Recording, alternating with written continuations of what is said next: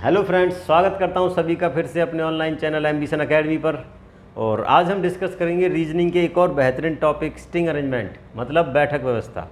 ठीक है, अब मतलब हमें बैठने की व्यवस्था करनी है। ठीक है, बस देखिए इसमें क्या होता है, इसकी कुछ टाइप्स होती हैं। अगर मैं बात करता हूँ तो कौन कौन सी टाइप में स्टिंग अरेंजमेंट को हमने बांटा हुआ है और सभी को बारी बारी से समझना है। इसमें आ जाते ही आपकी सबसे पहले लीनियर अरेंजमेंट। लीनियर अरेंजमेंट का मतलब है कि किसी एक लाइन में, तो ठीक है, ये क्या हो सकते हैं, लीनियर अरेंजमेंट भी हमारी दो तरीका आती है, सिंगल लाइन और एक होती है डबल लाइन। ठीक है, सिंगल लाइन और डबल लाइन। सिंगल लाइन किसी एक लाइन में ही जो पर्सन है उनको बिठाना और उनकी पोजीशन बताना। डबल लाइन मतलब यहाँ दो लाइन पैरेलल हो जाएंगी एक दूसरे के ऊपर नीचे, है ना, उन लाइन में जो पर्सन बैठते हैं उनके बारे में बात करना। एक हो जाती है हमारी सर्कुलर अरेंजमेंट। ठीक है, सर्कुलर अरेंजमेंट में क्या होता है, यहाँ सर्कल में बैठाते हैं।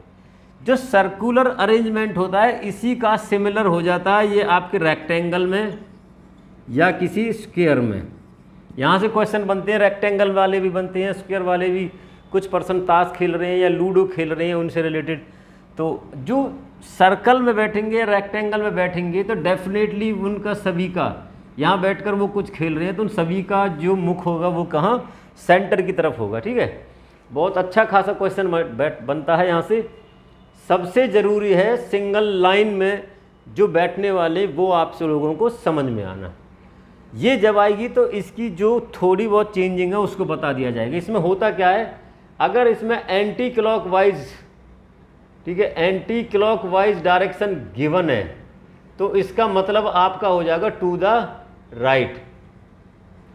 अगर क्लॉकवाइज है तो हो जाएगा टू द लेफ्ट। सिर्फ ये चेंज है, क्योंकि एंटी क्लॉकवाइज का मतलब होता तो है टू द लेफ्ट, लेकिन यहाँ क्या रहेगा इस क्वेश्चन में टू द राइट, और इसके लिए हो जाएगा टू द लेफ्ट। ठीक है, यहाँ जो लेफ्ट है और राइट की जो बात है उन्हें समझना बहुत ज़रूरी कि लेफ्ट क्या होता है, बायां, क्योंकि यहाँ बायां दायां बिल्कुल जोरों शोरों से रहेगा। इस टॉपिक में बायां दायां हमें जो हमने डायरेक्शन में जो पढ़ी थी डायरेक्शन, वो नॉर्थ साउथ ईस्ट वेस्ट, उनका भी थोड़ा सा यहाँ मिलेगा देखने को। और जो लास्ट वीडियोस में हमने देखी थी रैंकिंग वाली कि बाएं से चौथा या तीसरा, बाईं ओर दाईं ओर, ठीक है, वो भी यहाँ देखने को मिलेगा। अगर जैसे क्वेश्चन में लिखा बाएं से तीसरा, ठीक है, अगर कोई पर्सन है, मान लो ये ए है, तो ए के लिए ये लेफ्ट, ये राइट, कह रहे ए के दाएं को तीसरा। जैसे ही तीसरा वर्ड लिखा मिले, तीसरा या थर्ड, ठीक है, इसका मतलब है उन दोनों के बीच में कोई दो है। ठीक है, अगर फोर्थ हो, चौथा हो, तो मतलब उनके बीच में कितने पर्सन है, तीन है। ठीक है, अगर बोला जाए एकदम दाएं या एकदम बाएं, मतलब वो दो ही हैं, उसकी जस्ट अगल बगल में है। ठीक है, ये रहता है इसमें समझने वाली। बाकी कुछ और भी अगर रहता है तो हम डेफिनेटली क्वेश्चन के साथ उन सारी चीज़ों को क्लियर करके चलेंगे। इसमें एक और देख लेते हैं कि क्वेश्चन में अगर आपको कोई डायरेक्शन ना गिवन हो कि नॉर्थ साउथ ईस्ट वेस्ट, ठीक है, कुछ भी ना गिवन हो, तो अपने मन से हमें उनको नॉर्थ फेस करके बैठाना है, बस ये देख लेना। ठीक है, फ़र्क कुछ नहीं पड़ना है, नॉर्थ फेस करके बैठाना है। गिवन हो तो उसके अकॉर्डिंग बात करेंगे। ठीक है, जैसा गिवन रहता है। देखिए क्वेश्चन से क्लियर हो जाएगा बिल्कुल।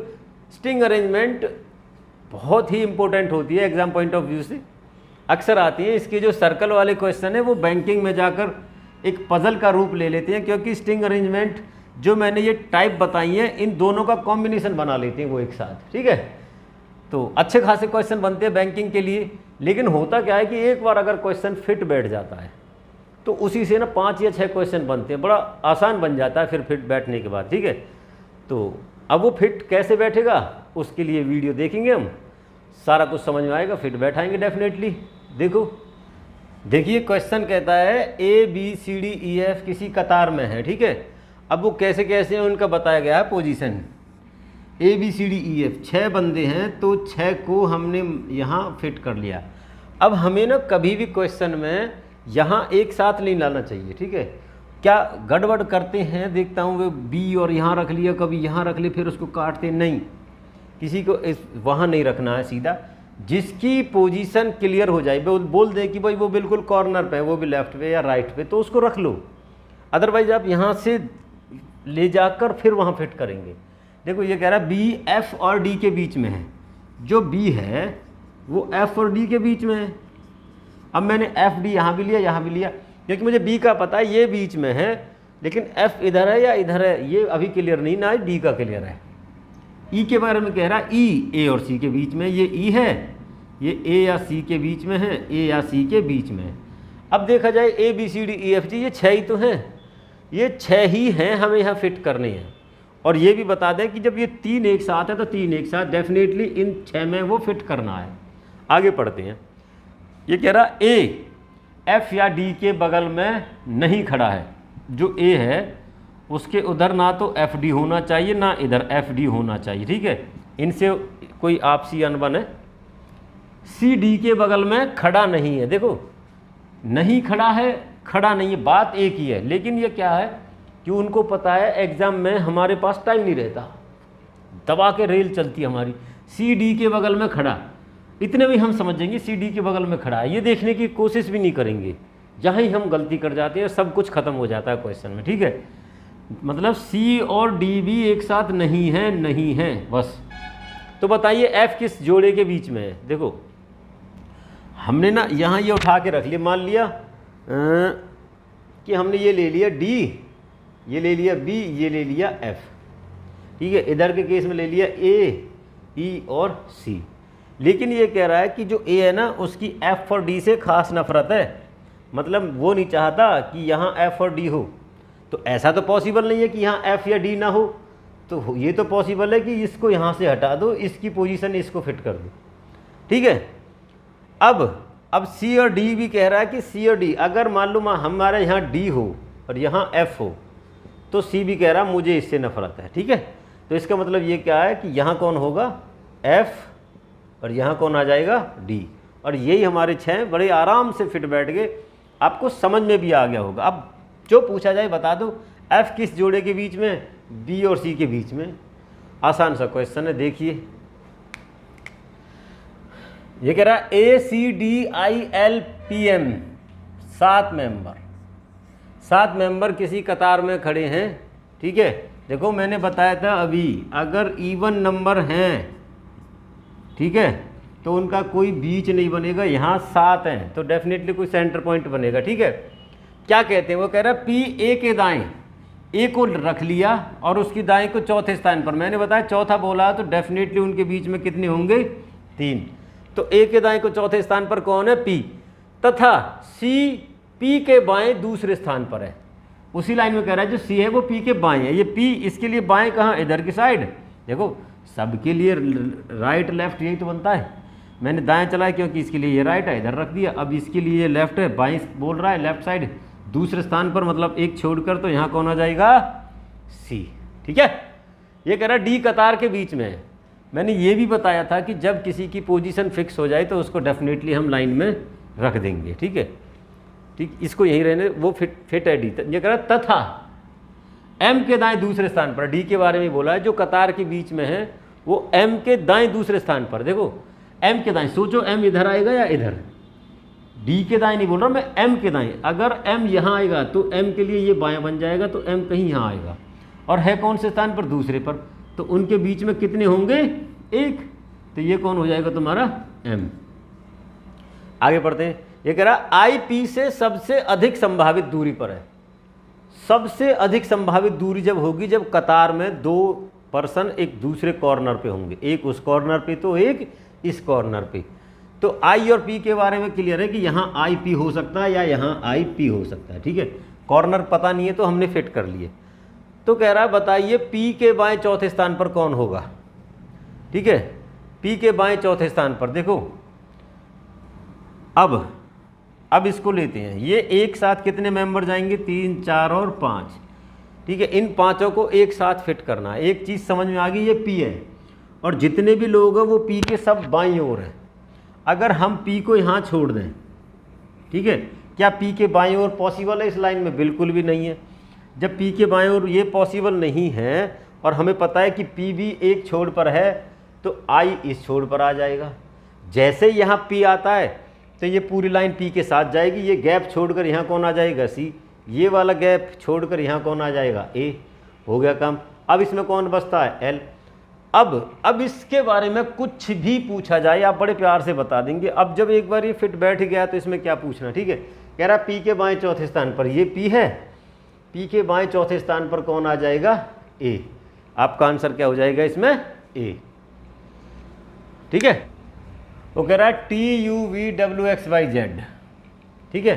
7 आदमी है, 3 3 6 और 1 7 को एक कतार में खड़े हैं। 7 है तो डेफिनेटली एक बीच वाला भी होगा कोई, ठीक है। कैसे कैसे खड़े हैं या बैठे हैं, जो कह रहा है WT के दाएं 5वें स्थान पर है, ये T और उसके दाएं 5वें स्थान पर है W, तो डेफिनेटली बीच में कितने 4। कह रहा W कतार के बाहरी छोर पर नहीं है। ये कह रहा W ना तो यहाँ है W और ना ही कहीं यहाँ है। कोई बात नहीं, आगे पढ़ते हैं। Z और X के बीच में, ये Z और X, इनके बीच में ये Z और X 2 व्यक्ति हैं, हमने 2 व्यक्ति बिठा लिए। Y U के बाईं तीसरा है, कोई U है, U के बाईं ओर Y कौन सा है तीसरा है, तो बीच में कितने हैं भैया 2। Y कतार के बीच में है, केवल Y की अभी तक पोजीशन फिक्स है कि वो कतार के बीच में है, तो हमने यहाँ रख लिया Y, ठीक है। लेकिन जैसे ही Y रखते हैं तो 2% छोड़ के हम U भी रख लेते हैं, ठीक है। U भी हमने रख लिया। Z Y का निकटतम पड़ोसी नहीं है। जैसे हमने Y रखा है तो ना तो यहाँ Z आएगा ना ही यहाँ Z आएगा, ठीक है। अब इनको फिट करते हैं। पूछ रहा है तो बाहरी छोर पर कौन कौन है, एक तो ये बताना है बाहरी छोर पर कौन है, दूसरा कि Z के दाएं तीसरा कौन है, ये बताना है Z के दाएं तीसरा कौन है। अब ये कितने मेंबर एक साथ जाएंगे, 3 4 5 और 6, ठीक है। ये 6 मेंबर एक साथ जाएंगे। W बाहरी छोर पर नहीं, मतलब यहाँ तो आने की वैसी संभावना नहीं क्योंकि सारे इसके इधर जाएंगे। अब यहाँ भी नहीं आ सकता। अगर आप देखें T को हम यहाँ लें तो हमारा W यहाँ आता है, ठीक है, जो कि बिल्कुल ही अनफिट है, ना कि फिट। तो T के लिए यही बचती है, बीच में 4 हैं, 1 2 3 4, तो यहाँ कौन आ जाएगा आपका W। अब रही बात Z की, Z ने मना कर दिया Y के आसपास होने थे, जबकि Z और X के बीच में 2 आने, तो 1 2 3 4, ये 4 मेंबर एक साथ आएंगे जिनके लिए सिर्फ यही जगह बची है। तो Z यहाँ आ सकता नहीं, यहाँ आ सकता नहीं, तो Z यहाँ आएगा, तो यहाँ कौन आएगा फिर X। अब बीच में बचा कौन V और आ जाएगा। अब जिसके बारे में पूछा जाए आप बड़े आसानी से देंगे। बताओ भैया बाहरी छोर पर कौन है, T और U हमारे बाहरी छोर पर है। Z के दाएं तीसरा कौन है, ये Z है, इसके दाएं तीसरा ये छोड़ देंगे, तो Z के दाएं तीसरा कौन है X, आपका आंसर आ जाएगा, ठीक है। ये जो सिंगल लाइन वाले हैं, जो मैंने 2 या 3 क्वेश्चन जो भी कराए हैं, ठीक है, इनसे ना बहुत कुछ समझ में आया होगा आपको, ठीक है, क्योंकि सिंगल लाइन वाले ऐसे ही बनते हैं और बहुत ही आसान रहते हैं। इससे आगे जो हम कराएंगे थोड़े से जो टफ पोर्शन है वो होगा डबल लाइन का, ठीक है।